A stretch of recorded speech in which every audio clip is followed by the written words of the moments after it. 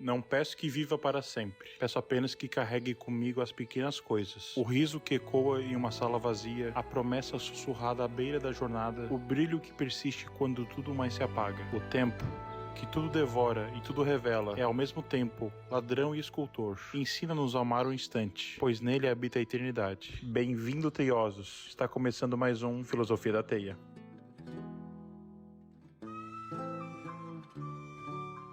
Uma ode é uma homenagem em forma de poema que celebra ou reflete profundamente sobre um tema ou emoção. É isso que eu quero fazer, uma homenagem. Vamos falar sobre o tempo. E antes de começarmos, quero lhes dizer que as experiências, as reflexões, o entendimento sobre o que está sendo dito parte de mim, da minha pessoa, é a minha opinião. Então, se você pensa, entende ou sente diferente, me conte aqui nos comentários, pois o conhecimento é o único tesouro que, quando é compartilhado, é multiplicado. Outro ponto importante a mencionar é que tem vários outros filmes, séries, jogos e histórias sobre o tempo, e que não vieram pro vídeo. Alguns porque eu achei que a mensagem seria a mesma de outro exemplo, outros simplesmente porque não os consumi. Então, se tiver alguma obra que sentistes falta, me conta aqui embaixo. Então, sem mais delongas, vamos ao vídeo. Primeiro, gostaria de destacar 3 sentidos distintos do tempo. Primeiro, o tempo como medida, que é o relógio, a ciência, é quantificável, ordena eventos em segundos, horas, dias e anos. O que eu descrevo aqui é uma das coisas mais simples e ao mesmo tempo mais duras. O relógio é o relato do labor, é o cansaço do trabalho. Uma aflição que não alivia. Porque pense comigo, quando se está verdadeiramente feliz, qual é a sua preocupação? O relógio? Não. A última coisa que você consulta é o ponteiro. O tempo mecânico perde autoridade diante do brilho do momento.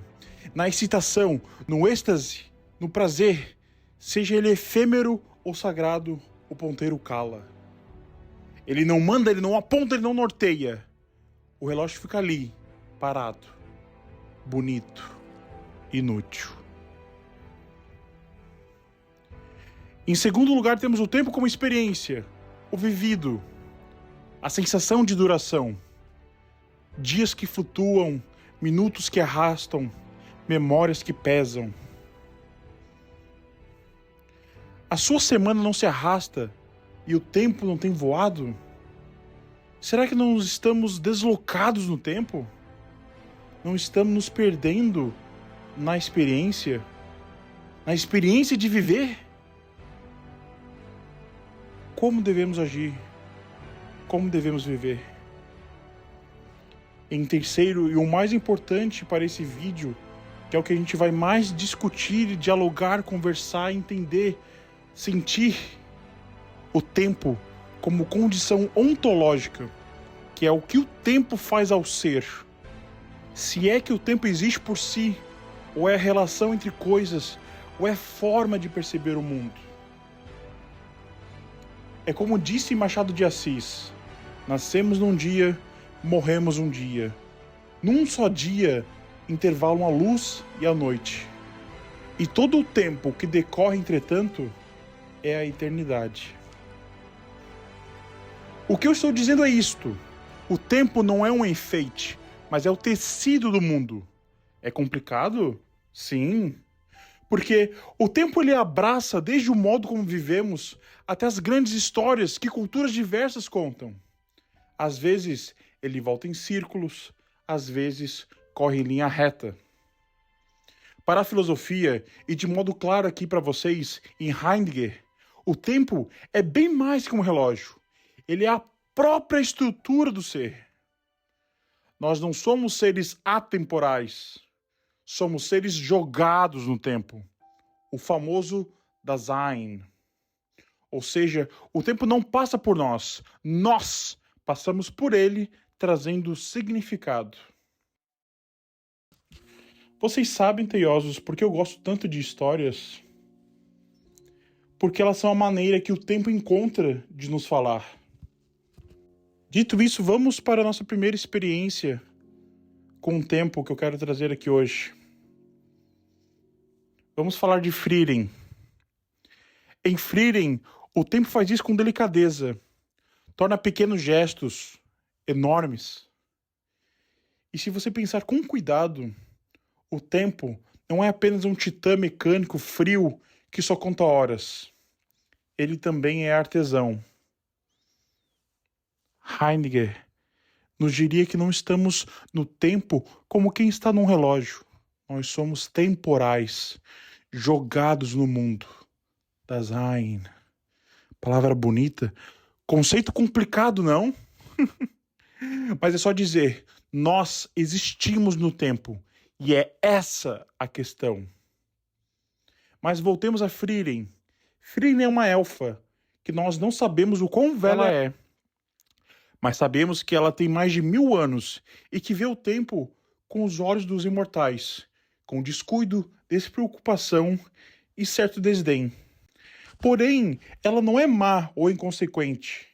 Ela apenas tem o tempo em tremenda abundância. Dizem que elfos podem viver mais de 100 mil anos. E chegamos no primeiro episódio, onde descobrimos que Frieren passou por uma aventura de 10 anos para derrotar o grande mal, o Rei Demônio. Com seus 3 companheiros, 2 humanos, um herói e um clérigo, e um anão. Para os humanos, principalmente, foi a aventura de suas vidas, e longa. Afinal, foram 10 anos. Para Frieren, entretanto, contudo, misturando as duas coisas, foi um sopro, um final de semana, por assim dizer. Ao final do primeiro episódio, eles comemoram o final de sua jornada e se despedem. Frieren é meio fria, mas eles entendem que não é por mal, mas sim por sua própria concepção do tempo. O nosso herói, Himmel, morre de velhice um pouco tempo depois, para nós, pelo menos. Nos episódios, principalmente nos primeiros, se passam longos períodos rapidamente. No momento de seu enterro, Frieren começa a chorar. Ela entende, finalmente, que pode haver muito tempo para ela, mas não para os outros. E se arrepende de não ter ficado mais tempo com Himmel e descoberto mais coisas sobre ele.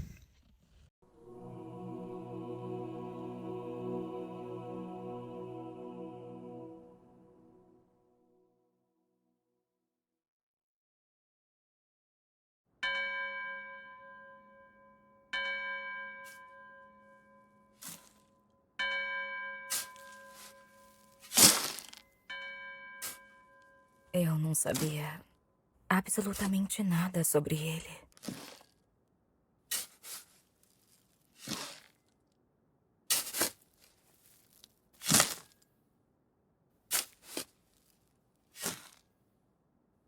Eu só viajei por 20 anos com ele.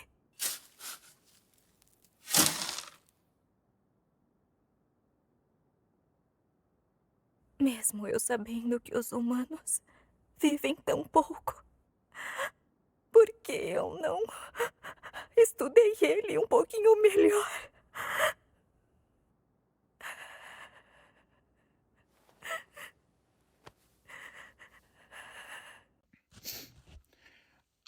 A história deles é linda.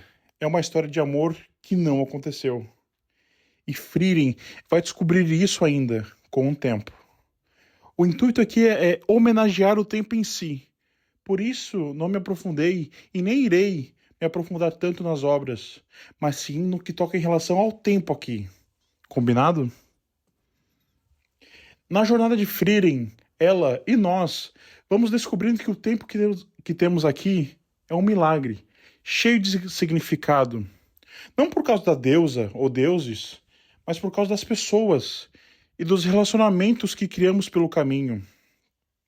E se vocês quiserem um vídeo só sobre Frieren, deixe aqui nos comentários e eu farei com prazer. E eu peço por favor, se você chegou até aqui, deixa o like, deixa o hype se tiver opção, compartilhe, comente alguma coisa. Eu adoraria interagir com vocês, é muito importante para mim. Agora, quando eu penso nisso, no que a gente falou agora, sobre o amor, sobre o tempo, me vem uma cena belíssima de Doctor Who, uma das minhas séries favoritas da vida, que merece mais reconhecimento, principalmente aqui no Brasil. E eu digo ainda principalmente das temporadas do Nono Doutor até o 12º. Não que as sequências, os anteriores sejam ruins, mas é que esses 4 doutores me tocaram tão profundamente que eternizaram esse legado e esse favoritismo no meu coração. Imagine a dor quando se pode possuir, quando se tem todo o tempo do mundo, um lindo e verdadeiro amor. Mas você ouve isso. Is that what you're gonna do to me? No, not to you. But Sarah Jane, you were that close to her once, and now you never even mention her. Why not? I don't age. I regenerate. But humans decay. You wither and you die. Imagine watching that happen to someone that you... What, Doctor? You can spend the rest of your life with me.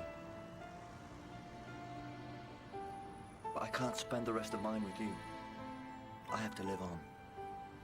Alone. That's the curse of the Time Lords. Assim como Heidegger, que nos diz que somos seres temporais, somos cutucados com uma verdade crua. O tempo é finito para nós, mortais.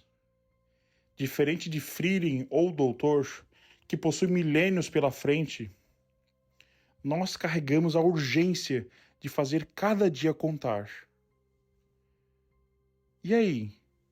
O que você faria se tivesse apenas mais um dia com alguém que ama?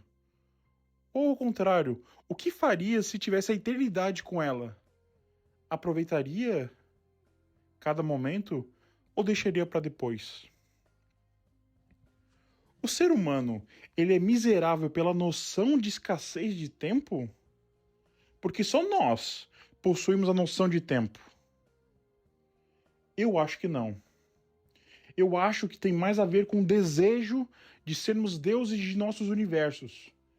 Mas Aquiles, sob a pele do galã Brad Pitt, já nos advertiu. Uma coisa que não ensinam no seu templo.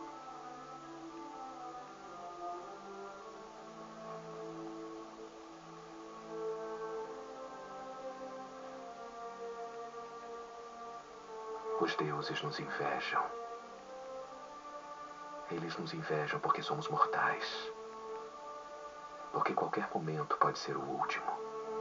Tudo é mais bonito, porque estamos fadados a isso. Nunca ficará mais linda do que está agora. Nós nunca mais estaremos aqui. E falando em Bradley Pitt, temos um filme com um conceito temporal incrível. O curioso caso de Benjamin Button, onde o tempo é transpassado de forma reversa pelo próprio corpo. E se alguém nascesse velho e rejuvenescesse até a morte? Nessa obra, o tempo não é um ladrão, ele é um paradoxo. Benjamin nasce morto e morre jovem, vivendo cada dia em direção a um passado, entre aspas, que nunca conheceu. Sua condição única magoa a mulher que ele ama, pois ela vê um homem jovem à sua frente, enquanto no espelho não consegue se reconhecer mais por ter envelhecido. Essa obra nos ensina que não importa a direção do tempo, o que realmente importa, são os encontros e desencontros que temos pelo caminho. Será que o tempo nos define ou somos nós que definimos o tempo? Ah, desculpa, Teosas, eu não consigo resistir. Eu preciso trazer novamente Dr. Who para mais uma tragédia amorosa.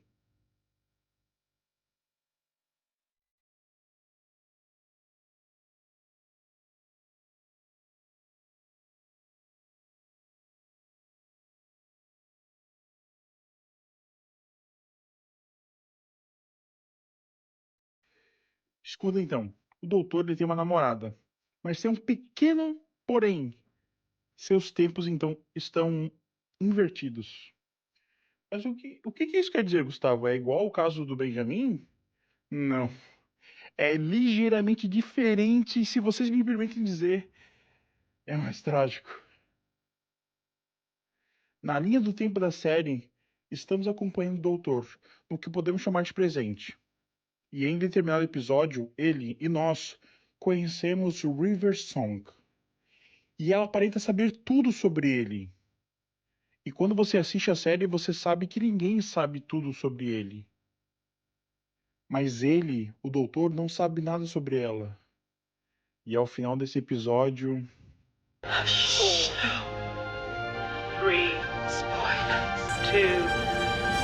2. River vai morrer. E o doutor diz que pode salvá-la e que o tempo pode ser reescrito. Mas ela recusa e o proíbe de mudar uma vírgula da história e do tempo que passaram juntos. Se você morrer aqui, eu nunca vou te conhecer. O tempo pode ser reescrito. Não aquele tempo, nem uma linha, não se atreva.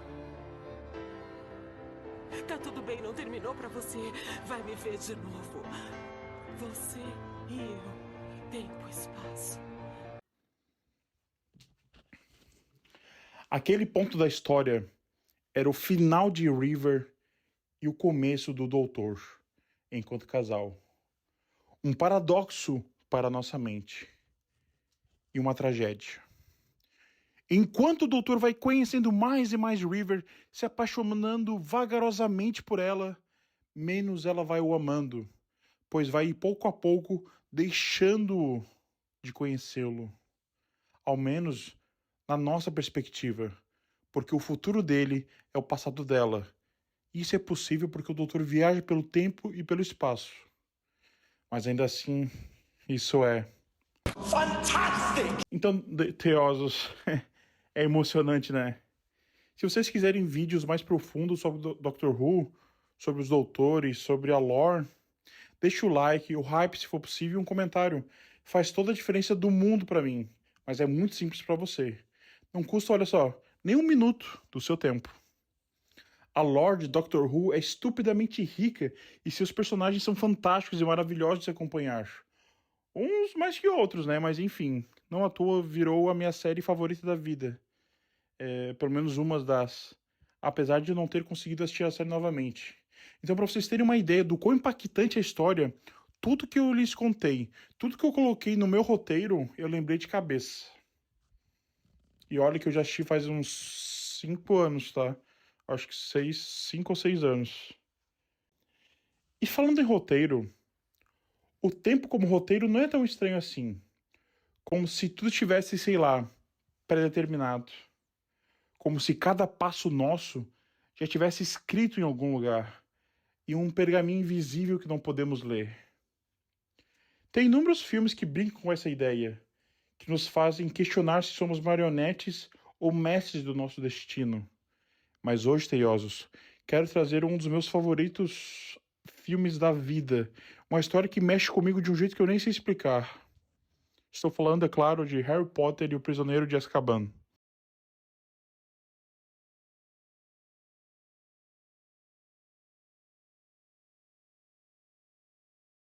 Nesse filme, o tempo não é apenas uma linha reta que seguimos, como um trem que não para. Não. Aqui o tempo é algo que podemos dobrar, manipular, quase tocar com as mãos, graças ao vira-tempo de Hermione. Cada volta naquele pequeno dispositivo de areia e magia é uma promessa. A promessa de consertar o que foi quebrado, de salvar o que foi perdido, com a vida de Sirius Black. Mas, enquanto assisto a Harry e Hermione correndo contra os ponteiros, eu sinto um aperto no peito. Porque no fundo sei que o tempo não se deixa enganar. Ele não é um brinquedo, ele não é um feitiço, que poderíamos desfazer com um aceno de varinha. E é aí que eu ouço ecoar as palavras do professor Clóvis de Barro Filho, como um feitiço que me acorda para a realidade. Ele nos diz que o tempo não é só o que passa no relógio. O tempo é o que somos. Cada segundo que escapa pelos nossos dedos é um pedaço de nós que se esvai. Um pedaço que nunca volta. Somos feitos de tempo, teiosos. E é por isso que sentimos essa urgência, essa angústia de fazer algo que vale a pena, de deixar uma marca, de deixar um legado antes que a areia da ampulheta se esgote. Clovis pega sua varinha filosófica e nos cutuca com a verdade que dói. O tempo não espera por ninguém. Ele nos carrega, quer a gente queira ou não, como uma correnteza que não podemos parar. Pense nisso enquanto vemos Harry e Hermione voltando no tempo. O vira-tempo dá a eles a ilusão de controle, a doce mentira que podem reescrever o passado.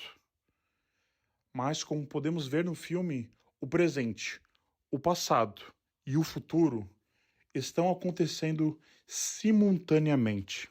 Pois, mesmo na magia, há um preço. Coisas horríveis aconteceram com bruxos que mexeram com o tempo. Não podemos ser vistos. Cada volta no dispositivo é um lembrete de que o tempo não perdoa, de que mexer no passado pode salvar uma vida, mas não apaga a dor de saber que o futuro ainda nos escapa. Será que mudar o que foi nos liberta ou apenas nos prende ainda mais às correntes do que poderia ter sido?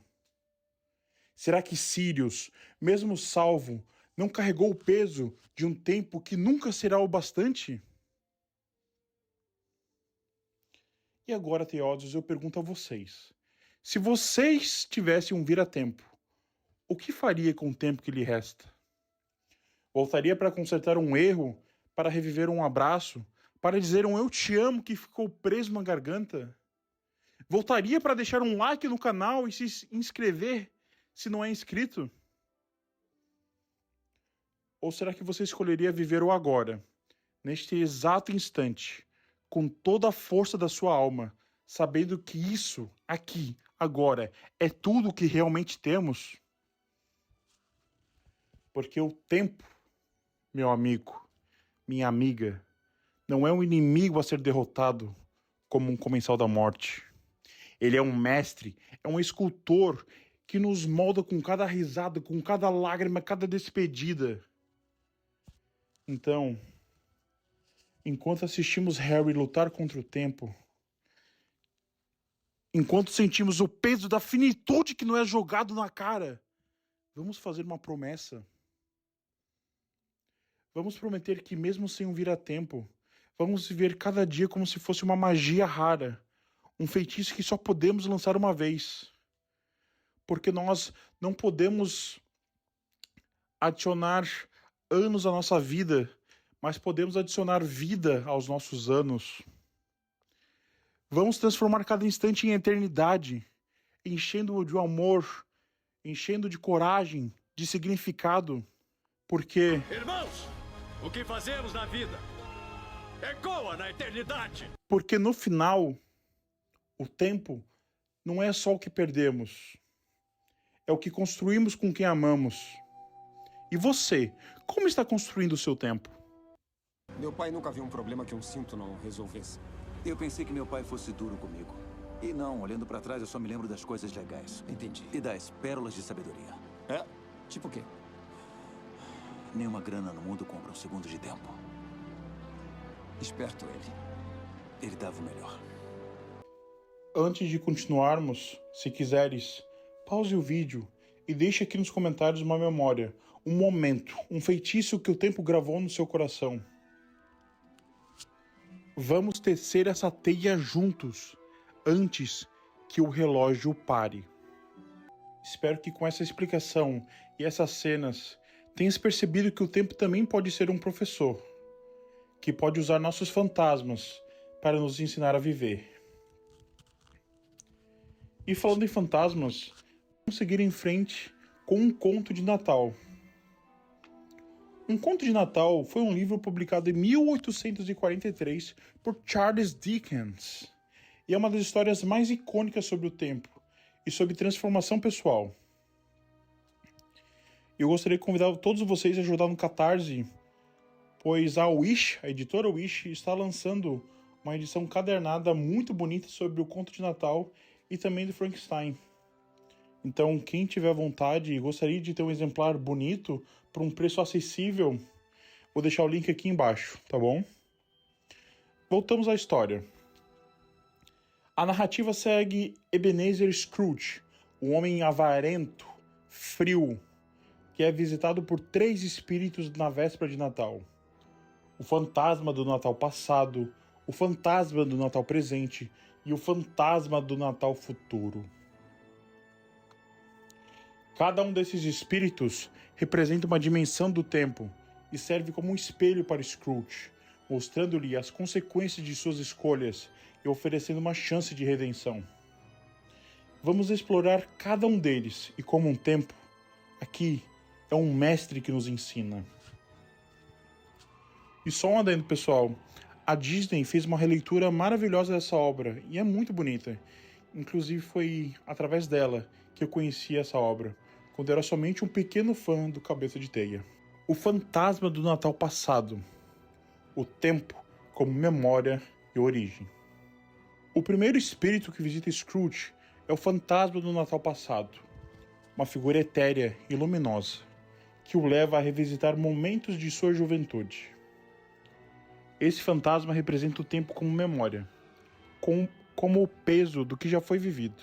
Ele mostra a Scrooge sua infância solitária, os natais felizes com sua irmã Fan e o amor perdido por Belle, que o deixou devido à sua obsessão por dinheiro. Uma lição do tempo. O passado nos ensina quem somos e por que nos tornamos assim. Para Scrooge, rever esses momentos é doloroso, mas necessário. O tempo passado não pode ser mudado, como vir a tempo de Harry Potter nos ilude acreditar, mas pode ser compreendido. Ele nos mostra as escolhas que nos moldaram, os amores que deixamos escapar, as feridas que estamos a carregar. E ao olhar para trás, Scrooge começa a sentir algo que havia esquecido. Arrependimento. O passado, teiosos, não é apenas uma sombra, é a raiz da nossa história. O que o seu passado está lhe ensinando hoje, agora. O fantasma do Natal presente. O tempo como urgência e conexão. O segundo espírito, o fantasma do Natal presente, é uma figura jovial e generosa, que mostra a Scrooge o que está acontecendo na atualidade. Ele o leva à casa dos Cratchit, desculpa a pronúncia, a família pobre de seu funcionário Bob, onde, apesar da escassez, há amor e alegria no seu Natal. Também revela como as pessoas ao redor de Scrooge, como seu sobrinho Fred, ainda têm esperança de que ele mude, mesmo que o vejam com pena ou desdém. A lição do tempo aqui. O presente nos ensina a urgência de viver, de enxergar o que está bem diante de nós. Como devemos lembrar, o tempo é o que somos, e cada segundo que passa é um pedaço de nós que se esvai, em direção ao vazio, em direção ao outro. Scrooge vê a fragilidade do pequeno Tim, o filho doente de Bob, e percebe que o tempo é presente, é fugaz, é frágil. Ele não pode esperar para agir, para amar, para se conectar. Porque o presente, teiosos, é o único tempo que realmente temos nas mãos. E é só por um instante. Você está muito preocupado com o que foi e com o que será. Diz o ditado: o ontem é história, o amanhã é um mistério, mas o hoje é uma dádiva. É por isso que se chama presente. E é o instante que podemos transformar o agora em presente, enchendo-o de bondade, de um simples gesto que muda tudo. Então não espere o Natal, o Ano Novo, aniversário, Páscoa, nem qualquer outra data para dar grandes declarações de amor, de carinho e de amizade. O agora é o melhor momento. E vamos agora para o fantasma do Natal futuro. O tempo como consequência e finitude. O terceiro e mais sombrio espírito, o fantasma do Natal futuro, é uma figura silenciosa e aterrorizante, encapuzada como a própria morte. Ele mostra a Scrooge um futuro possível, a morte do pequeno Tim, sua própria morte solitária e desprezada e o alívio de outros ao saberem que ele se foi. Esse fantasma representa o tempo como consequência, como o inevitável que nos espera se não nos analisarmos e mudarmos o mal dentro de nós. A lição desse tempo é que o futuro nos ensina o peso de nossas escolhas, a finitude que nos espreita. E quer a gente queira ou não, não há como escapar do que plantamos. Scrooge vê o seu túmulo, frio e esquecido, e sente o terror de um tempo que não perdoa. Mas teiosos, o futuro também nos ensina que ainda há esperança, que o tempo, mesmo cruel, nos dá uma chance de reescrever nossa história enquanto respiramos. Scrooge chora, implora por uma chance, e o futuro lhe responde com silêncio, mas também com possibilidade. E você? O que está planejando para o seu futuro? O que está plantando para ele? Você acredita que ainda há esperança para você? Pois eu acredito. Em um conto de Natal, o tempo não é apenas um pano de fundo, ele é co-protagonista. Cada fantasma, cada dimensão do tempo ensina Scrooge e a nós que o passado nos forma, o presente nos convoca e o futuro nos provoca. O tempo é um mestre severo, mas generoso, que nos oferece a chance de redenção. Scrooge acorda no dia de Natal, um novo homem, cheio de alegria, porque entendeu que o tempo não é para ser temido, mas para ser vivido, de preferência, com muito amor. Ele aprende que cada instante é um pedaço de nós e que podemos enchê-lo de significado antes que seja tarde. E aí, teiosos, vocês estão permitindo que o tempo lhes ensine? E se está, o que ele tem lhes ensinado?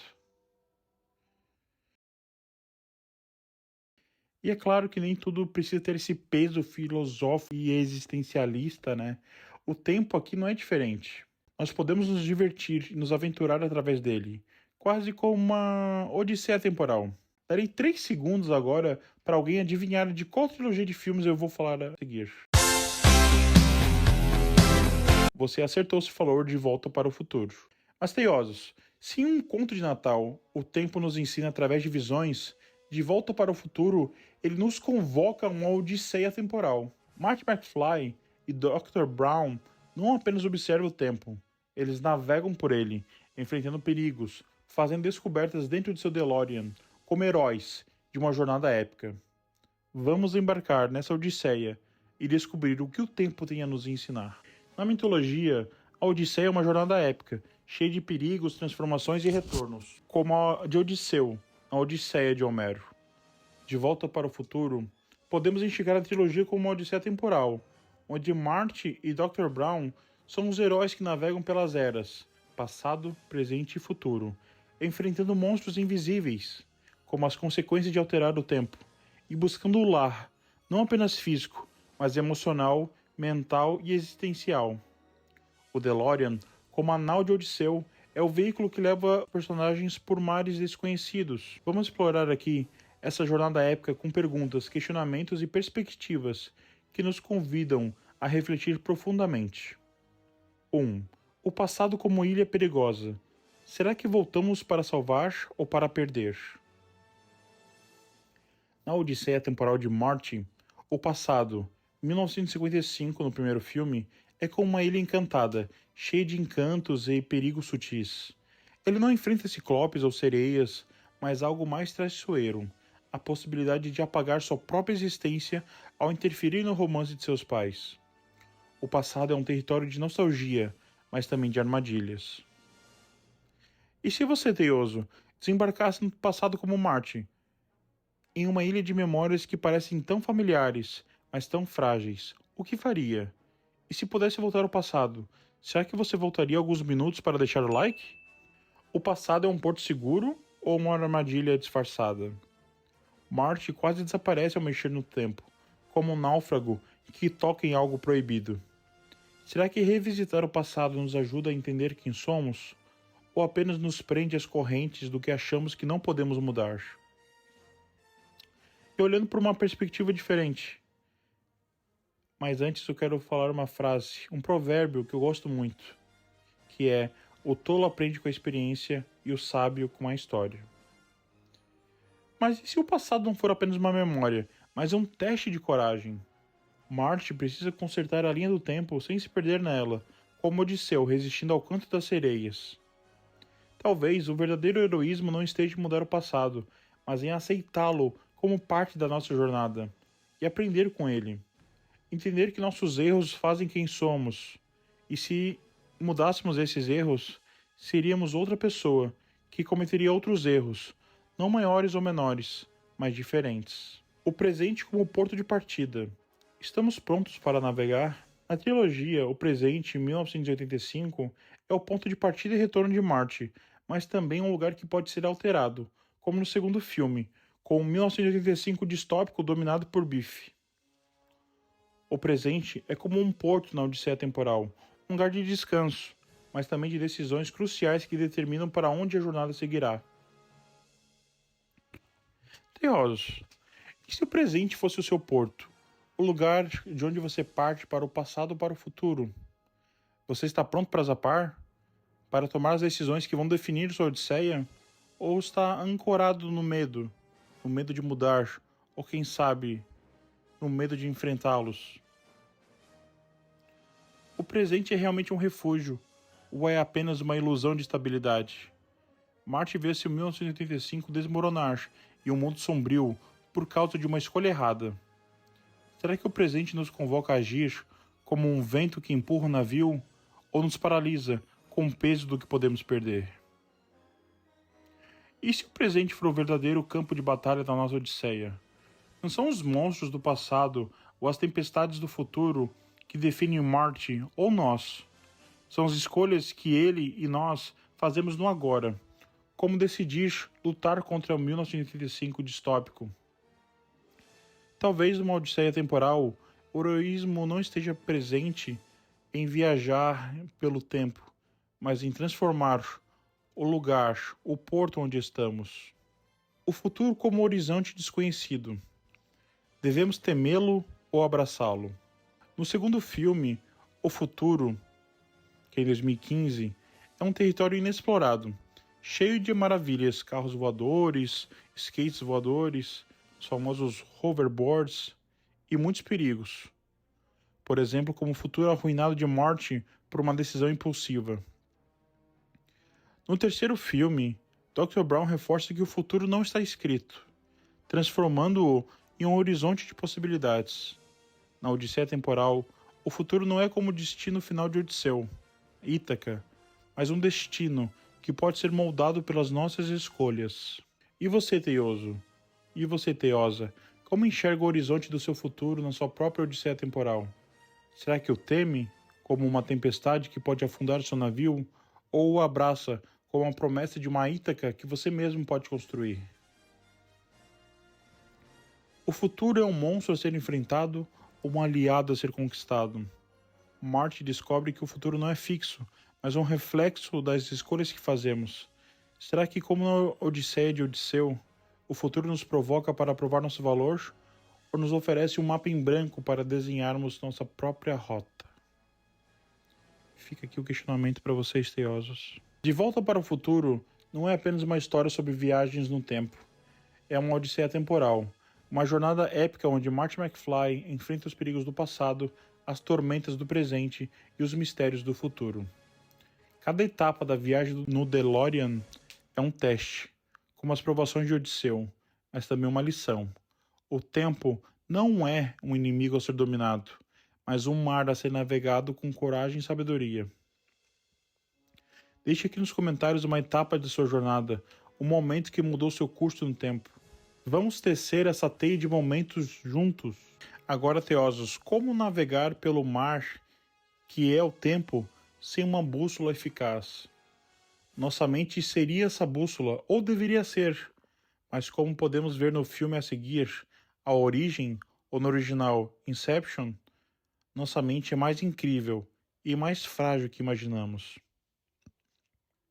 Inception, que numa tradução livre seria algo como inserção, e isso combina perfeitamente com o tema e missão do filme, ou A Origem no Brasil, é um filme dirigido por Christopher Nolan, e um dos meus filmes favoritos da vida, e está no meu top 3 ou top 5, dependendo da época.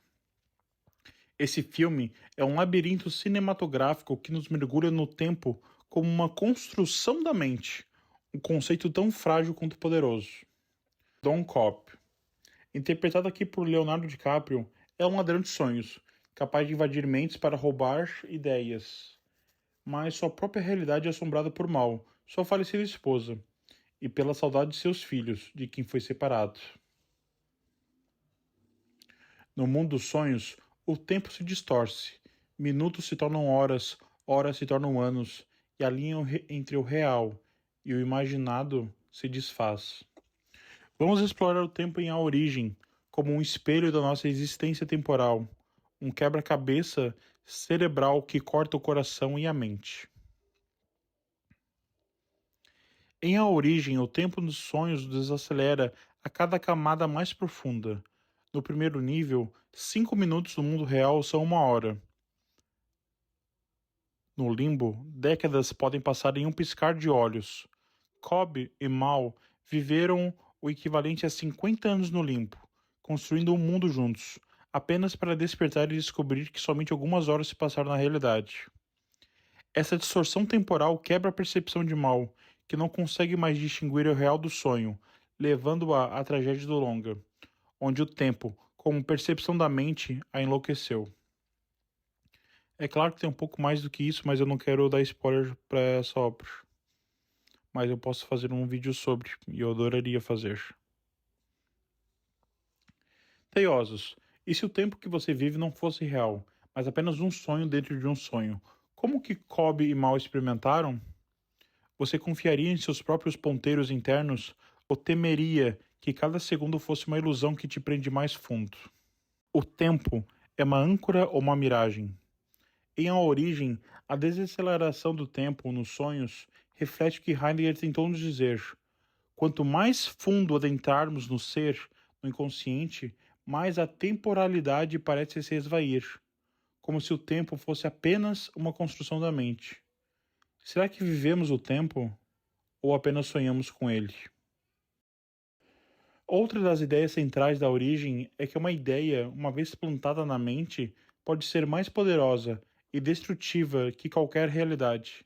Para Mal, a ideia que o mundo real não é realidade a consome, levando-a a um fim trágico. Para Cobb, a ideia do tempo perdido com seus filhos o atormenta, um peso que nem seus poderes quase divinos podem aliviar.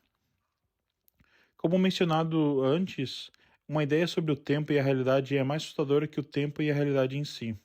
Teiosos, qual ideia sobre o tempo te assombra mais? A de que ele está acabando ou a de que talvez nem exista como pensamos? E se, como Mal, uma única dúvida sobre o tempo pudesse destruir tudo o que você acredita ser real? O que você faria? Cobb é quase um deus, um perpétuo como Morfeu.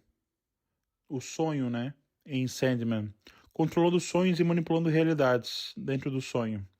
No entanto, ele está exilado de sua própria vida, na realidade, incapaz de retornar aos filhos devido a acusações injustas. O tempo que ele perdeu com eles não passa. É uma ferida aberta, um relógio parado. Mesmo com todo seu poder, ele precisa de ajuda, a missão de Saito, para voltar para casa, mostrando que nenhum deus pode escapar das correntes do tempo e espaço. Será que sermos seres temporais, como Heidegger nos define, significa que até as entidades estão presas ao tempo? Cobb, como um perpétuo, molda sonhos, mas não pode mudar o tempo real que perdeu com seus filhos. Será que o tempo é a única força que nem os deuses ou titãs podem dobrar? A corrente que nos lembra que somos, no fundo, simples humanos? Eu comecei esse vídeo falando sobre um anime que mudou tudo pra mim em perspectiva de tempo. Nada mais justo em terminar essa ode com um anime também. E falando em titãs e humanos, bem, eu acredito que já sabem qual anime me refiro.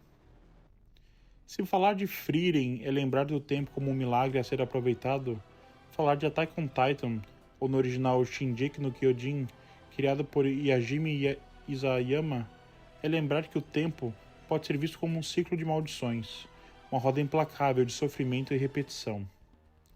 Nessa obra, o tempo não é apenas um fluxo linear, mas uma teia que conecta passado, presente e futuro de forma trágica.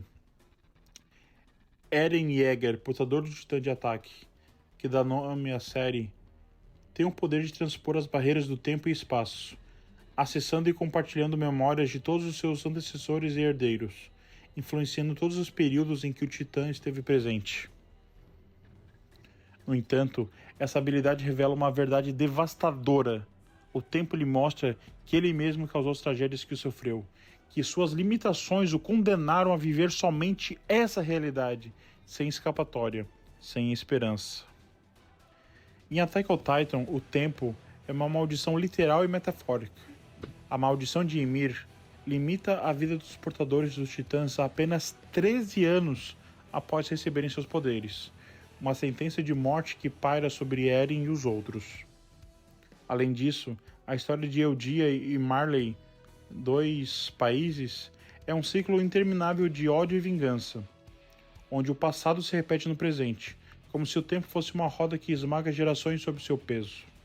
Teiosos, e se o tempo fosse uma maldição, como em Attack on Titan, um ciclo que te prende a repetir as dores, ou melhor, as vivências do passado?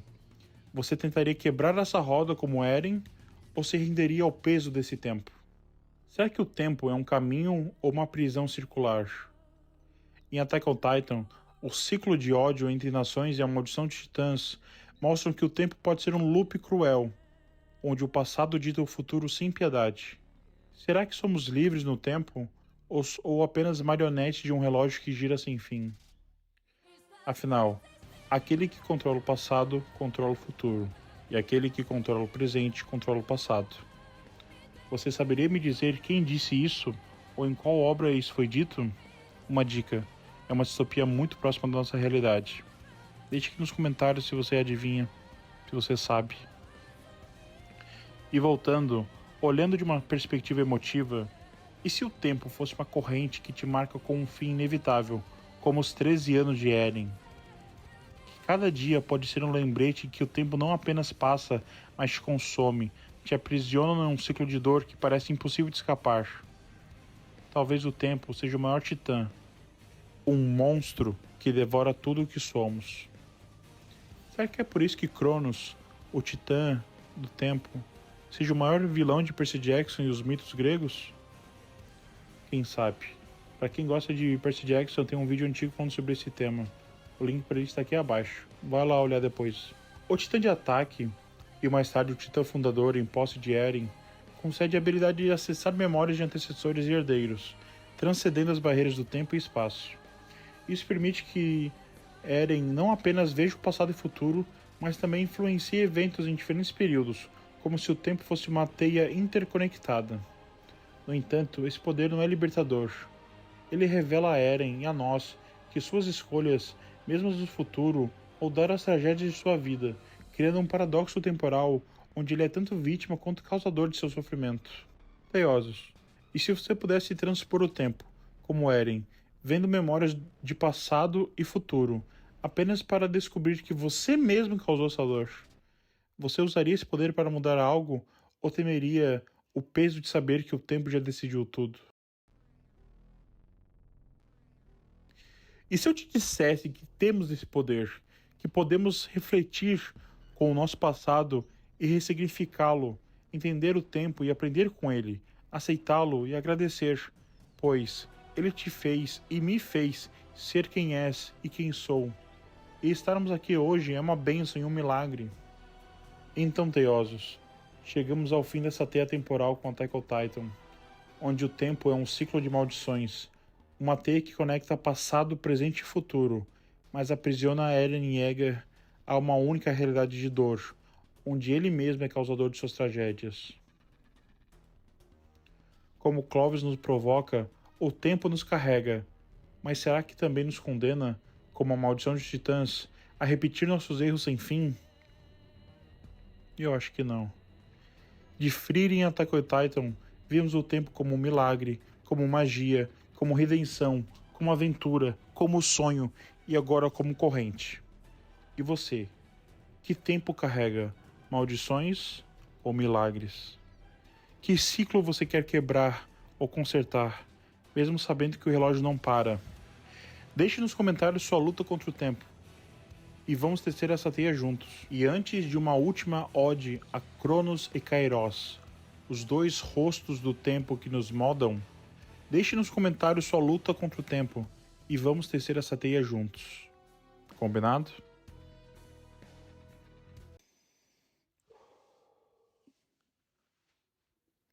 Me ouçam. O tempo tem dois rostos a mostrar, Cronos e Kairos, um para nos guiar. Um é o relógio, o outro é o instante. Dois lados do tempo, um duelo constante. Cronos é o mestre, o tic-tac sem fim, com uma marcha implacável. Não olha para mim. É o ciclo de Eren, em sua vida a sofrer. Uma maldição de anos, em 13, vai perecer. Kairos é o momento, uma chance de agarrar, um toque de magia, um dom a aproveitar. Como aprendemos com Hermione, o tempo não para de girar. Vira tempo em mãos, o próprio instante a salvar. Cronos é o peso, o passado a carregar. É memória do Titã, com um fardo a suportar. É Frieren, de 1000 anos, com tempo a vagar. Abundância que lhe cega, sem amor a encontrar. Kairos é a faísca, o agora a transformar. Cronos nos arrasta, um rio sem parar. Minutos são eras, e o relógio a enganar. O tempo é miragem, e nos obriga a tropeçar. Kairos não convoca, um salto a arriscar. O tempo é escolha, se ousarmos sonhar. Mas Cronos e Kairos, tão distintos ao olhar, compartilham um singelo traço, não voltam ao lugar. Um conta os segundos, outro lhe pede para amar, mas ambos nos lembram que o tempo é singular. Obrigado, Daiosos.